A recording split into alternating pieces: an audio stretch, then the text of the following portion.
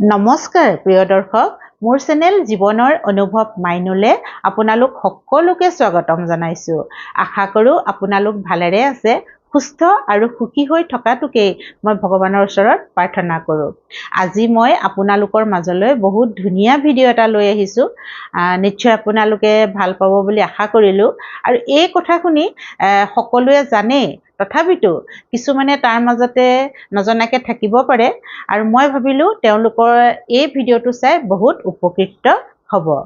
আজি মই আপোনালোকৰ আগত পাকঘৰৰ বিষয়ে কিছু কথা ক'ম বুলি ভাবিছোঁ। আমাৰ পাকঘৰখন বাস্তুশাস্ত্ৰৰ মতে দক্ষিণ পূব কোণত হ'ব লাগে। মানে দক্ষিণ পূব কোণটোক অগ্নিকোণ বুলিও কোৱা হয়। সেই স্থানত যদি পাকঘৰ হয় বহুতেই সুফল পোৱা যায়। আমাৰ ঘৰৰ ভগৱান সেৱা কৰা ঠাইখনৰ পিছতে দ্বিতীয় স্থান আমি পাকঘৰখনক দিওঁ, কাৰণ পাকঘৰতো আমাৰ ভগৱানে বাস কৰে। মা লক্ষ্মী, মা অন্নপূৰ্ণা আই আমাৰ পাকঘৰখনতে বাস কৰে, নহয়নে বাৰু? সেইকাৰণে ভগৱান সেৱা কৰা ঠাইখন আমাৰ কাৰণে যিমানেই গুৰুত্বপূৰ্ণ, ঠিক সেইদৰে পাকঘৰখনো আমাৰ কাৰণে বহুতেই গুৰুত্বপূৰ্ণ। পাকঘৰখনৰ ওপৰত আমাৰ জীৱনৰ বহুতো কথা নিৰ্ভৰ কৰে। আমাৰ জীৱনৰ সুখ দুখ, ভাল বেয়া, আমাৰ পতি পত্নীৰ মৰম চেনেহ, এই সকলো কথা পাকঘৰত থকা কিছুমান বস্তুৰ কাৰণেই হয় বুলিও কোৱা হয়।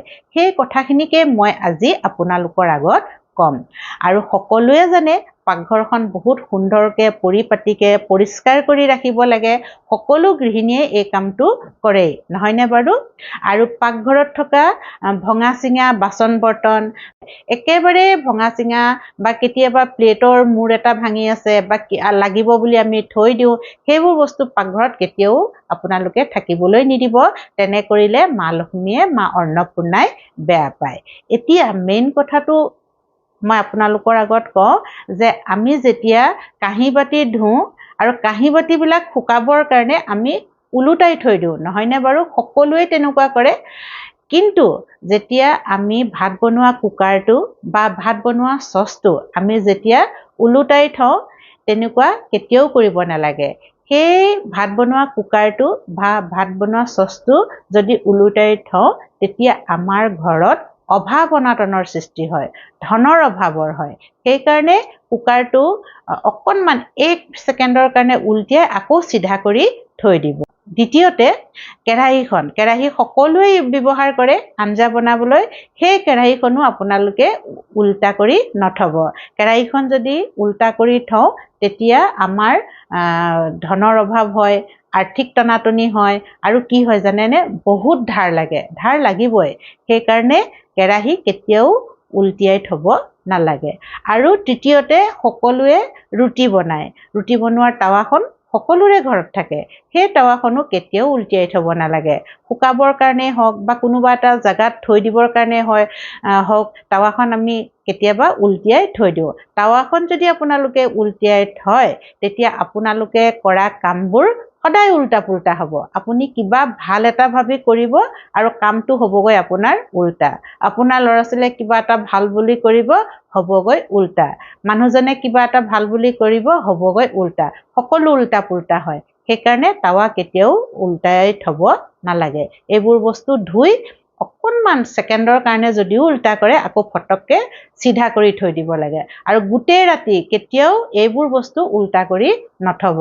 আৰু এইটো অকণমান ধ্যান দিলে হয়। আমি থাকি যায় কেতিয়াবা কাঁহী বাতি ধুই উল্টা কৰি থৈ দিওঁ, জানো কথাটো, কিন্তু কেতিয়াবা হৈ যায়। সেইকাৰণে মই কওঁ অকণমান পাকঘৰত থকা সময়ত ধ্যান দি কামবোৰ কৰিলে বহুতেই সুফল পোৱা যায়।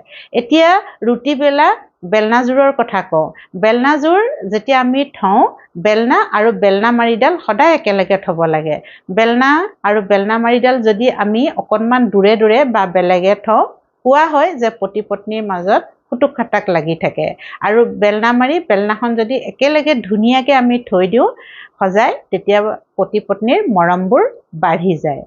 আৰু এটা কথা কওঁ, আমি সদায় কওঁ নিমখ হালধি আলু পিঁয়াজ, নহয়নে বাৰু? যেতিয়া বজাৰৰ পৰা আলু পিঁয়াজ আনে, আমি একেটা খৰাহিতে বা একেটা পাত্ৰতে আলু পিঁয়াজ একেলগে থৈ দিওঁ। আলু পিঁয়াজো একেলগে থ'ব নালাগে।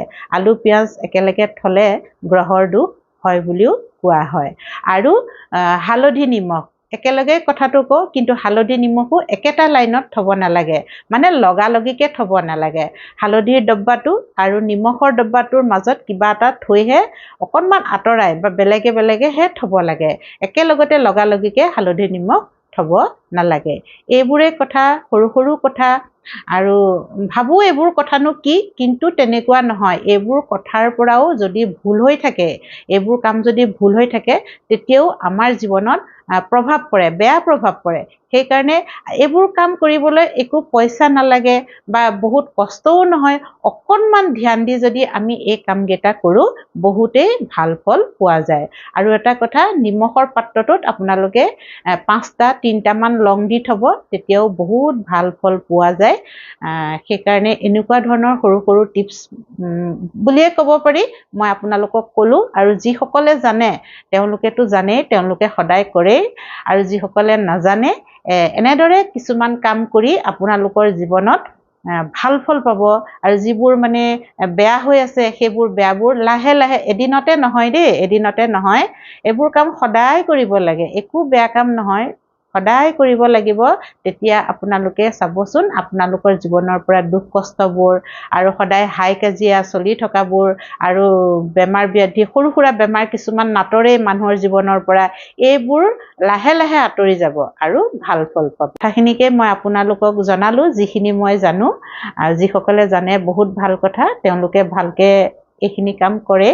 আৰু যদি মোৰ ভিডিঅ'টো চাই ভাল লাগিল, তেতিয়াহ'লে লাইক কৰিব, শ্বেয়াৰ কৰিব আৰু কমেণ্টছ কৰিব। যিসকলে মোৰ চেনেলটো ছাবস্ক্ৰাইব কৰা নাই, তেওঁলোককো অনুৰোধ কৰিছোঁ যাতে মোৰ চেনেলটো ছাবস্ক্ৰাইব কৰি লয় আৰু কাষতে থকা বেল আইকনটো দবাই দিয়ে। আজিৰ ভিডিঅ'টো মই ইমানতে সামৰিছোঁ। ধন্যবাদ।